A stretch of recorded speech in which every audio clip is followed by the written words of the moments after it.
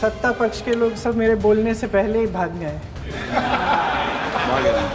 मेरी माँ के आंसू तब गिरे जब उनके पति को आतंकवादियों ने शहीद किया, जब वे मात्र 44 साल की थी। और आज अगर मैं इस सदन में खड़ी हूं और उन 26 लोगों की बात कर रही हूं, मैं इसलिए कर रही हूं क्योंकि मैं उनका दर्द जानती हूं, महसूस करती हूं। आतंकवाद की बात कर ली, देश की रक्षा की बात कर ली, इतिहास का पाठ भी पढ़ा दिया, लेकिन एक बात छूट गई। उस दिन 22 अप्रैल 2025 को जब 26 देशवासियों को अपने परिवार के सदस्यों के सामने खुलेआम मारा गया, तो ये हमला कैसे हुआ, क्यों हुआ?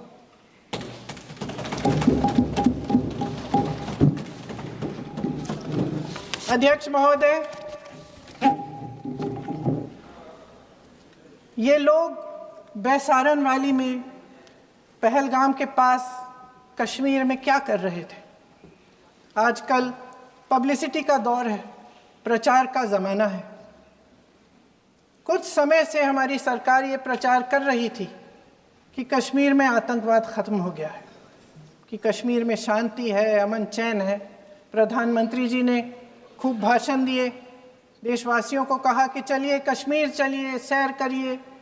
कई बार मैंने ये भी देखा मीडिया पर, टीवी पर कि कश्मीर जाइए, ज़मीन खरीदिए, अब वहाँ अमन चैन है, शांति का वातावरण है। इसी बीच शुभम द्विवेदी, एक कानपुर के नौजवान, और उनके पूरे परिवार ने तय किया कि वो कश्मीर जाएंगे। शुभम द्विवेदी की 6 महीने पहले शादी हुई थी। उसकी पत्नी ने कहा कि उनके बीच एक ऐसा रिश्ता था, प्रेम और दोस्ती का ऐसा रिश्ता था कि वो एक दूसरे को बच्चों की तरह हंसाते थे। सोशल मीडिया पर एक वीडियो भी जारी है जिसमें पूरा परिवार एक साथ बैठा हुआ ताश खेल रहा है और ऐसे हंस रहे हैं कि उस वीडियो को देख के किसी का भी दिल टूट जाए।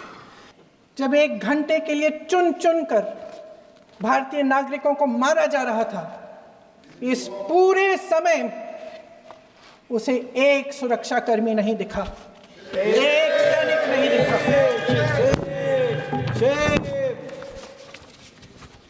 शुभम की पत्नी ने कहा, कोट, मैंने अपनी दुनिया को खत्म होते हुए देखा। अपनी आंखों के सामने एक सिक्योरिटी गार्ड नहीं था। पहलगाम हमले से सिर्फ 2 हफ्ते पहले हमारे गृह मंत्री महोदय जी कश्मीर गए थे। किस लिए गए थे?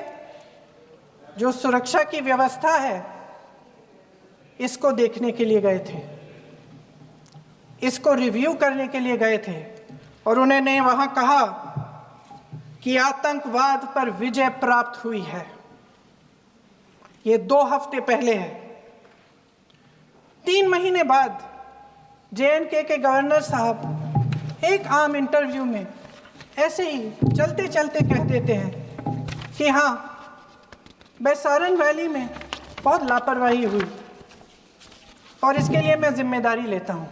ऐसे ही चलते चलते, और वो बात होती है, ख़त्म भी वहाँ होती है और वहीं ख़त्म हो जाती है। उनसे जिम्मेदारी ली भी नहीं जाती, कोई सवाल नहीं उठाता, कोई जवाब नहीं देता।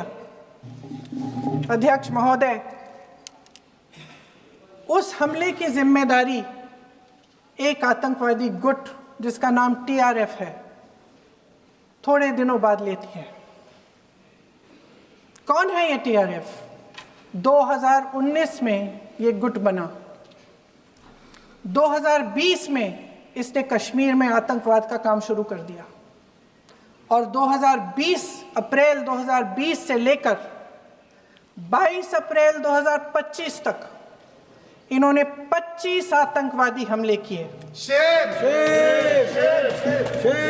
गृह मंत्री महोदय ने जब यूपीए सरकार के समय के आतंकवादी हमले गिने तो लगभग 25 गिनवाए थे अभी अपने भाषण में। इस गुट ने कश्मीर में 25 हमले 2020 और 2025 के अंदर एक पूरी लिस्ट है इन हमलों की। मेरे पास इतना समय नहीं है इसलिए मैं एक एक को नहीं पढ़ना चाहती, लेकिन मैं इतना कहूंगी कि इनमें रियासी का हमला भी था 2024 का, जिसमें 9 लोग मारे गए और 41 लोग घायल हुए। कुल मिलाकर 2020 से लेकर 22 अप्रैल 2025 तक टीआरएफ ने 41 सेना और सुरक्षा कर्मियों की हत्या की, 27 सिविलियन की हत्या की और 54 लोगों को घायल किया था। भारत सरकार ने टीआरएफ को आतंकवादी संगठन का दर्जा कब दिया? 2020 में दिया, 2021 में दिया, 2022 में दिया, 2023 में दिया। 3 साल बाद, 3 सालों के लिए ये आतंकवादी गतिविधियां कर रहे हैं और आप इनको आतंकवादी संगठन तब कहते हैं 2023 में। इसकी क्या वजह थी?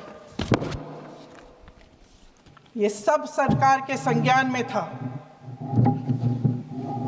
और आप मुझे बताना चाहते हैं, सत्ता पक्ष के नेता बताना चाहते हैं कि ये सब आपके संज्ञान में था, लेकिन कोई भी एक ऐसी एजेंसी नहीं है हमारी सरकार की जिसको पता चला कि ऐसा हमला, ऐसा भयानक हमला होने जा रहा है हमारे देश में, कि पाकिस्तान में बैठे हुए इस हमले की योजना बन रही है कि हम भारत जाके हैवानियत करेंगे, 26 लोगों को मार डालेंगे और हमें पता ही नहीं है। क्या ये हमारी एजेंसियों की विफलता है कि नहीं है? ये बहुत बड़ी विफलता है, ये एक बहुत बड़ी विफलता है। जानते थे कि ये गुट है, जानते थे कि 5 सालों से ये आतंकवादी हमले कर रहा है, अध्यापकों को मारा, आर्मी के बड़े बड़े अफसरों को मारा, आम जनता को मार डाला, पुलिस वालों को मार डाला, और आप इन पे निगरानी नहीं रख रहे थे। और ये जो एजेंसियां हैं, इनकी जिम्मेदारी कौन लेगा? देश जानना चाहता है कि उस दिन अप्रैल 22, 2025 को क्या हुआ और क्यों हुआ। आप तो खुद अपनी पीठ थपथपाने में लगे रहते हैं। सेना, देश, संसद से सच छुपाते हैं। ऑपरेशन सिंदूर जब शुरू हुआ, हम सब ने समर्थन किया, सब एकजुट होकर खड़े हो गए इस देश के लिए। दोबारा होगा, दोबारा खड़े हो जाएंगे। अगर हमारे देश पे हमला होता है तो यहाँ इस सदन में किसी भी पार्टी का हो, कोई भी हो, सब आपका समर्थन करेंगे।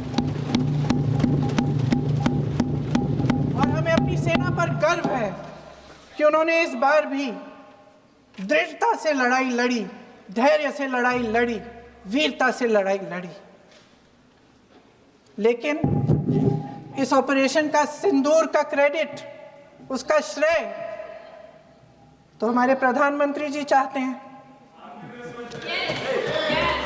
सही भी है, ठीक है, सही है, श्रेय ले, श्रेय ले। ओलंपिक्स में हमारा मेडल आता है, उसका भी श्रेय लेते हैं, ले। लेकिन सिर्फ श्रेय लेने से नहीं होता नेतृत्व, जिम्मेदारी भी लेनी पड़ती है।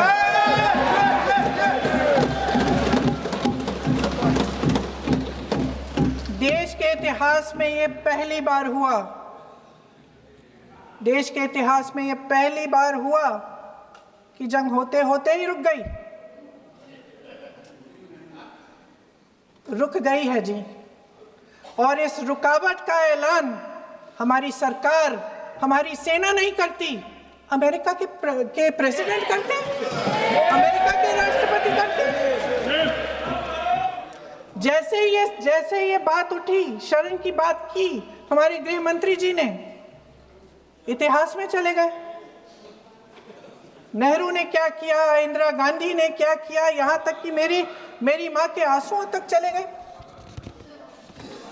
लेकिन इस सवाल का जवाब नहीं दिया कि ये सीज फायर हुआ क्यों, ये जंग रुका क्यों, और तब क्यों रुका दुश्मन के पास कोई चारा नहीं था हमारे श्रेय में आने के बजाय? क्यों रुका ये जंग? इसका जवाब नहीं दिया। धन्यवाद। आप देंगे?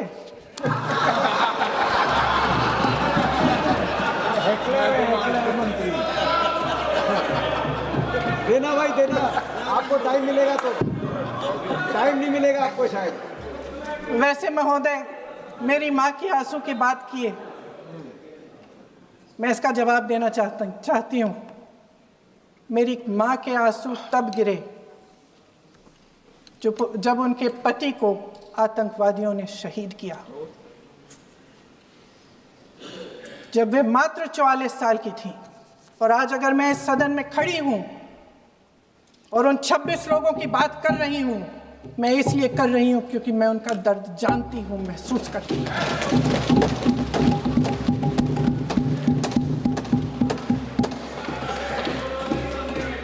अध्यक्ष महोदय, मैंने कहा कि देश का नेतृत्व सिर्फ उपलब्धियों का श्रेय लेने से मजबूत नहीं होता।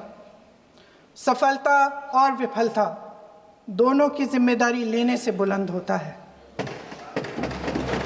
ये सोने का ताज नहीं है, कांटों का ताज है।